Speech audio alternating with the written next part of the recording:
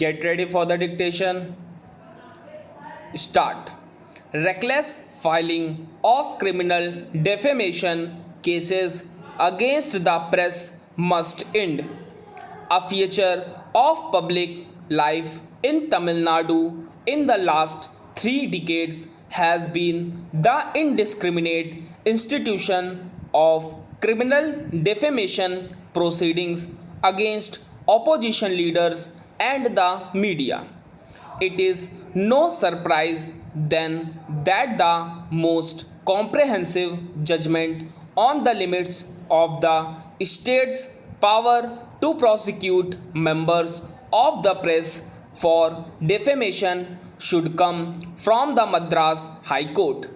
The verdict of Justice Abdul Quddus quashing a series of defamation complaints filed since 2011-2012 is remarkable for applying a set of principles that would firmly deter the hasty and ill-advised resort to state-funded prosecution on behalf of public servants.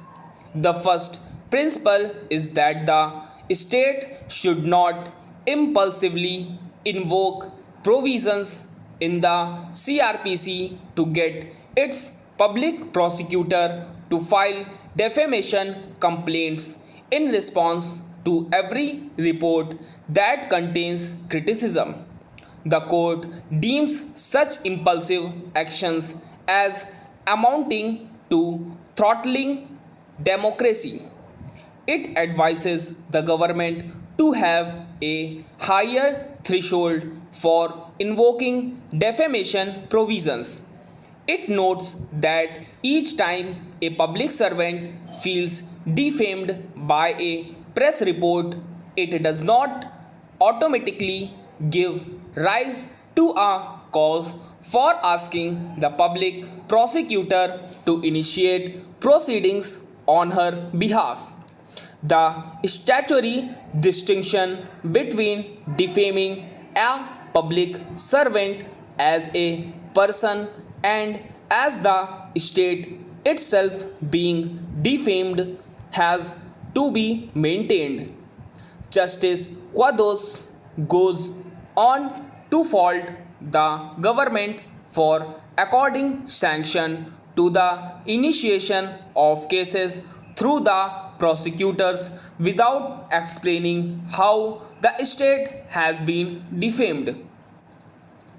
He cautions prosecutors against acting like a post office, noting that their role is to scrutinize the material independently to see if the offense has been made out and if so, whether it relates to a public servant's conduct in the course of discharging official functions or not before filing a complaint.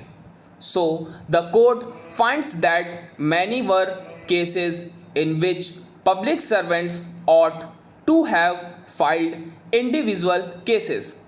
An earlier Madras High Court ruling noted that an essential ingredient of criminal defamation must be that an imputation was acquitted by malice or with reckless disregard for the truth.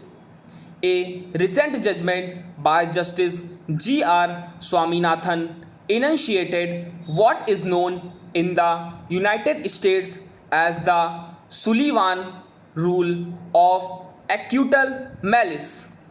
While quashing a private complaint against a journalist and a newspaper, the judge said two of the exceptions to defamation given in section 499 pertained to public conduct of public servants and conduct of any person on any question.